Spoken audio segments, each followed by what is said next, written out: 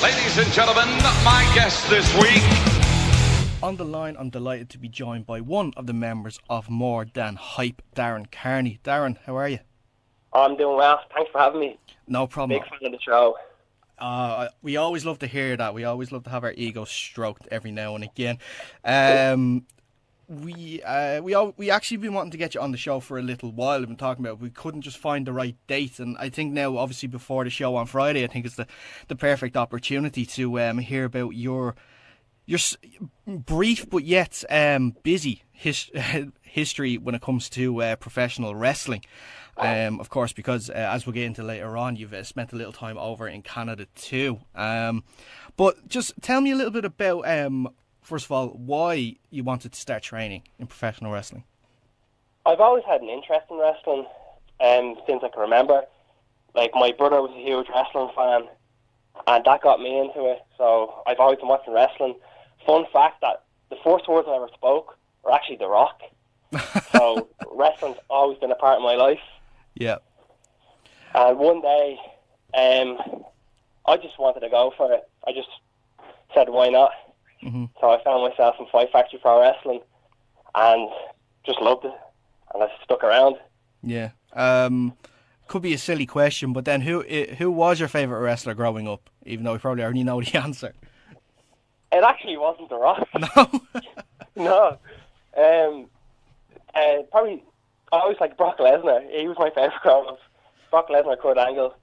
Oh, yes, yeah. The feuds they had, like around the, what it was called, wasn't the attitude, the aggression era, that's what they called it then, wasn't it? And yeah, I always remember that their backstage segments were pretty good. When Brock actually would talk, he'd actually be pretty good with him, and Angle seemed to have a great chemistry there, both in the ring and outside of it. And then obviously the WrestleMania match that they had sort of culminated in everything too. That's actually, it's really interesting, because so when it comes to, like, so obviously your style in the ring, you can be you can actually be a bit of a powerhouse. You're a bit technical as well. I think that's a bit down to obviously the Lance Storm training. But is that what you wanted to be when you were going through your training process? You wanted to sort of, is there anyone that you wanted to mimic? Was it Brock, or could it have been someone else? I wanted to be an all-rounder, kind of like a Daniel Bryan. Yeah. Or a Lance Storm. He's an all-rounder as well, just kind of like that. Yeah, so sort of just may not be like the biggest guy, but quite technical. You know your way around the ring, and you can sort of you can get out of sticky situations if you needed to. Yeah, that's it. Ah, excellent. So, how long was it you were training in Fight Factory before you finally had your first match? I was training 5 months at the time, and we had a gym show coming up. Yeah. So they gave me the call up for that. That was a big moment for me. Putting a tag match. Mm-hmm. Me and Dom Tuck. Yeah. We obviously know we know Dom well from the show. Both him and yourself are starting now to get a lot of attention, not just in Fight Factory, but with OTT, especially on the Contender shows too. So, like, tell me a little bit about your mindset there for your first match. Like, so were you nervous? Were you excited? Tell me the range of emotions. It was excitement and nerves. Like, I felt like I've been working so hard for these 5 months that I'm finally getting my opportunity, and that I need to prove to my trainers, my peers, that I'm capable. Because it is, like, it's tough putting somebody out for their first show with so little experience. Yeah. But with the outcome, I was delighted with it. Yeah, and tell me, who were you in the tag team against?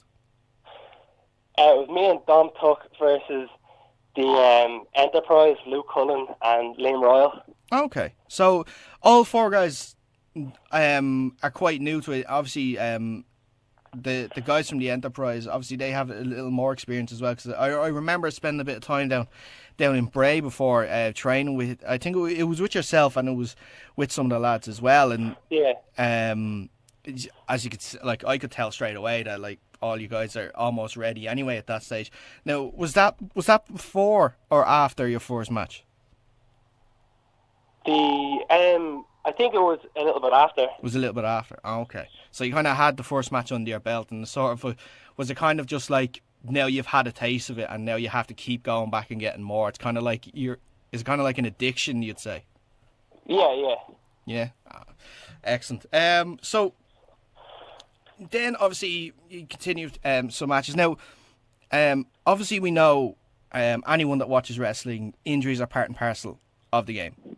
And you, obviously, are no different than anyone. And you've had, obviously, had an incident in the ring. I think it was one of the first Contender shows, wasn't it, that you took part in? Yeah. And unfortunately, that you came out with an injury. Could you tell me a little bit about what happened there? Well, the Force Contenders was like such a big opportunity. Mm-hmm. I was in the main event. Yeah. And the reaction I got from that was insane. Mm-hmm. So I thought coming into Contenders 2 that I had to top that. Yeah. And I went for something that I shouldn't have. I went for a dive to the outside. Yeah. I hadn't got much practice with that. Mm-hmm. I undershot it. Hit the rope and came down on the apron. And my eyebrow, blood everywhere. Mm-hmm. Had to get rushed to the hospital. It was a terrible mistake. Yeah. It was like the worst thing that's ever happened to me. I remember in the back, like, Claire the medic came straight up to me, and like Jordan Devlin and Paul Tracy were helping me out, and it was crazy. Mm-hmm. I remember I looked up at Paul Tracy, almost crying. I was like, "Is this me done in OTT? Like, I made such a mistake." Yeah. I say for sure that was definitely a scary moment, especially when it happened in the heat of the moment. Like you were saying, you're in the emergency room. You're not sure what's going on, but obviously, thankfully, you were okay. It was just a few scratches and a few stitches in the end, and everything healed up fine. And then, of course, you were back in the ring. Then, fast forward to September last year, where you make the decision to go over to Canada to train under Lance Storm. Tell me a little bit how Canada went. Canada was brilliant. It was a crazy experience. Like just going there for 3 months on my own, like so young, straight out of school. But it was so worth it. The training was brilliant. Lance Storm he's just the best. Yeah. Like the people there are incredible. I miss Canada so much. I wish I was back there. Brilliant. I remember you telling me one of the nights of training that you told me about the breakdown of it. He only does this once a year, where he actually takes in, I think, what was it, about 20, 30 people, and he trains them for 3 months straight? Yeah, it's a 3-month class where 20 people sign up. 20 people never last. Yeah. They never last. So how many was left then by the end of your one? I think we had 4 dropouts, and then 2 people were injured and just sitting out. Oh, okay. So the class was pretty small by the end of it. Yeah. So what was it like, training every single day, and it was just sort of on your downtime, maybe just watching maybe tape and trying to improve with that? Yeah, it was I think it was 5 hours a day, 5 days a week, so Monday to Friday. Okay. And would it be all levels, or would you have had to have some sort of experience before going in? It was actually a complete beginner's class. Some people in the class never stepped foot in a ring before, were in no good physical condition. Mm-hmm. But I think Lance knew some people more experienced, so he'd be a bit more picky on a few people. Yeah. And you had shows as part of it as well. I remember you telling me you actually had a show with about, what was it, 5 people or something that was there? Oh, that was the worst show ever. 7 people, and they're all students from the school. It was so embarrassing. How many shows did you end up taking part in over there? I worked 4 shows over there. I worked 2 for Real Canadian Wrestling and 2 for the Prairie Wrestling Alliance. Oh, excellent. And what is there anything in particular that you picked up there that you know is going to stand you in good stead for the rest of your career? With the training? Yes, training, or even the shows as well, or even the experience of living in Canada and living as a professional wrestler. I think the training just polished me. I know what to do now. I know how to structure a match better. I know not to go too crazy. Mm-hmm. Just calming myself down. Excellent. And that's probably the thing when it comes to not being sort of experienced in the ring as well. Like if you don't have a lot of matches under your belt, where you might not know, or you might maybe not be able to react in the right way if something goes wrong in the ring, say for example. And that's one thing that I noticed at the last Contender show, the one after Patrick's Day, just last week. Last week, yes. That in the tag match with yourself and Nathan against Curtis and Eddie. That yes, Michael. Sorry, why was I saying Eddie? Eddie Stone. Why was I thinking of Eddie Stone? Doesn't matter, because you're having a Twitter beef with him at the moment. That's what it is. Eddie Stone. So yeah, you and Michael and Curtis. Sorry. That one or two things obviously didn't work out as planned, but you guys got on it straight away. You got on top of it and made sure that you just kept going forward with the match and didn't let it affect you, which I thought was really, really. Not just surprising, but really fantastic to see from 4 young wrestlers in particular. Yeah, thanks. It's just the whole thing calming down. We don't need to do exactly what's planned. We can improvise. If something goes wrong, we can just get on top of it, make sure things aren't too noticeable. Yeah. Now, tell me one thing, right? Because we obviously saw it with the LJ match at the at Contenders 2. Where did Blair come from? Blair's just a thing for the boys. More than nice. You don't need to know. I'd like to know, because it seems to be the most over thing in Irish wrestling right now. I don't know how. I really don't know how. We just did it for a mess. Like it's a little group thing. Yeah. Like, you'll see it down on Fight Factory being done a lot.